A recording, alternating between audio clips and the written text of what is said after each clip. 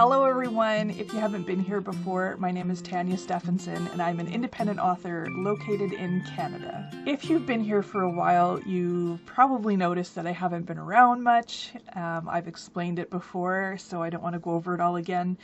But I have, I think, I've gotten my video recording and editing studio fixed and working again, thankfully, because I did invest a little bit of money into it. So I am happy to, I'm happy to be back a little bit here and there. Writing-wise, I have kind of been sidetracked. I announced earlier on a podcast episode that I was focusing on high fantasy. I'm done with crime thrillers. I enjoyed writing them while I did, but my goal has always been high fantasy, so I was just gonna shove all the crime thriller plans aside and really gear down on getting my first high fantasy novel done. But, there's always a but, I got an email, and I can't tell you the details as much as I really want to, about somebody being interested in one of my books for some special project, which I can't tell you about. And we've been kind of emailing a little bit back and forth, and I've reached this point that I'm very skeptical, and I don't know if it's a valid interest or offer, so to speak. So I'm doing my research, I'm making phone calls. If this does turn out to be a scam, I am going to give you all the details so that you know what to watch for, because it would really suck if this wasn't real. So in reapproaching this potential offer or interest or project, I started to really think about my crime thriller characters, and I found writing crime thrillers easy and kind of natural to me, and it didn't require a ton of... I find that high fantasy takes so much more effort and thought because you're creating worlds, you're creating magic systems, you're trying to determine, you know, the characters' personalities. There's just so much more and different world building skills required for high fantasy, and I've been second guessing myself for, well, 15 years. But anyways, so I don't know for sure that I want to set aside crime thrillers. I keep going back and forth on this. I think it's a good project to do when I want to complete something faster and get something published faster, but that time takes away from the high fantasy, and I do still really want to get an epic high fantasy novel and series out there, so I'm still working on it. I'm further along now than I was 15 years ago, so it's one tick for me. I have a meeting with my writing friends almost weekly and talking about things, and I find meeting with people that are also writers or screenplay writers really helps get you refocused. I think if you kind of pull yourself away from the writing community too much, you don't feel as, you know, supportive, involved. You kind of feel like you're living on an island by yourself when it comes to the writing world. And although I like to write in that kind of world, I feel like there's a big part of writing that needs to be in community involvement, you know, support each other, bounce ideas off each other, get excited for each other. I have really enjoyed meeting again with my friends, and they're making me very excited to just keep going with everything. Now, I don't have a ton of time. I've talked about it before. Lots of stuff going on in the personal life and my job, and I can't put the time and effort and energy into it that I would really like to. Now, writing space. Okay, so my son's computer kind of went...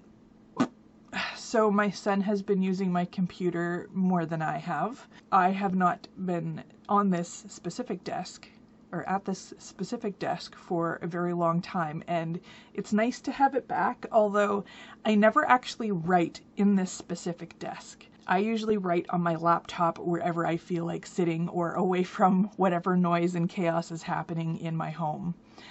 I used to write a lot on the go. I'm a hockey mom. We go to lots of arenas. I used to write at all the tournaments, all the practices, whenever I was sitting down waiting for them to get dressed or get ready before the ice time is scheduled. But I found that it was too much to focus on because, you know, arenas are loud and they're busy, and I like to write in quiet or with a little bit of classical music or something in the background. So because of the way things have been lately, I've had no quiet alone time to really sit and write, but it's like peeking in the back of my brain, and it's like, I really need to get some writing done. So I'd really like to set up some sort of a workstation or work center, or, you know, a desk or a space that is just for me, where I can write without the interruptions, with reduced noise. I do have a couple of ideas of how to do that in this house, but it's not going to happen anytime soon. The writing contest. With starting the Sable BooKnight, I had decided to start releasing anthologies for other writers to submit to, so that I could help other authors get published, get more views, get more readership, and also maybe put in some of my high fantasy into these anthologies. If I made a little bit of money on it, that was okay, because that would come and help with supporting my time in terms of the editing and the book formatting and the publication process and all of that. Unfortunately, I did not get any submissions by the deadline of February 1st. So we're now in March of 2024. I have no submissions.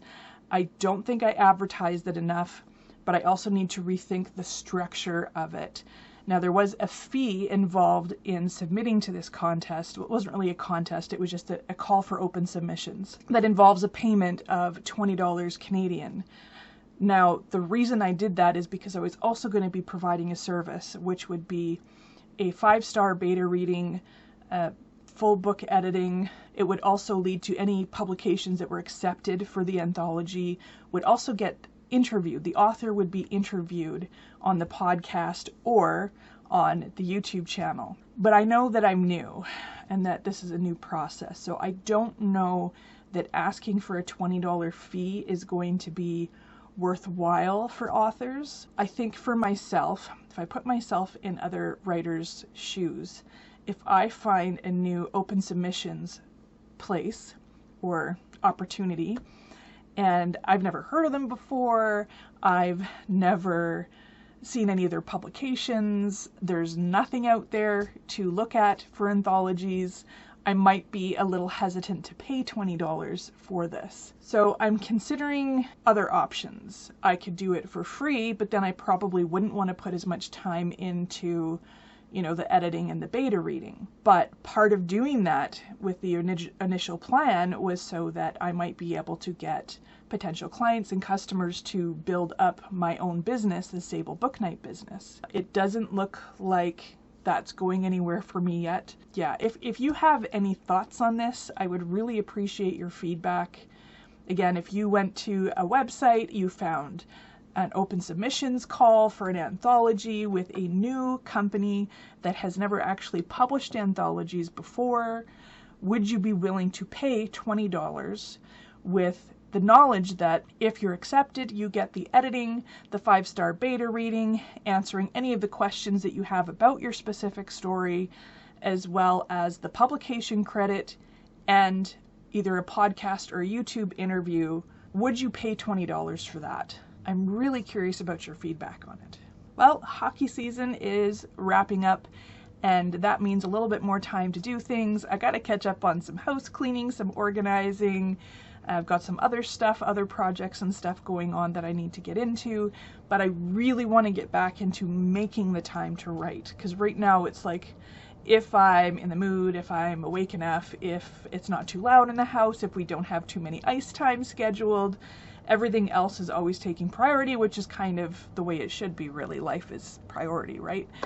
But writing's important to me. It's relaxing, it's therapeutic, I love creating stories, I love living in those worlds. It's kind of like an escape. Like when you read a good book, you kind of let everything else melt away from your brain and you focus on the story and living and experiencing that book. And that's how I feel about writing. So I really want to get back into it. So what have you been up to lately? What projects are you working on? Have you submitted to any contests lately? I'm really curious about that one. Have a great rest of your day, afternoon, evening, night, or whatever, and keep writing.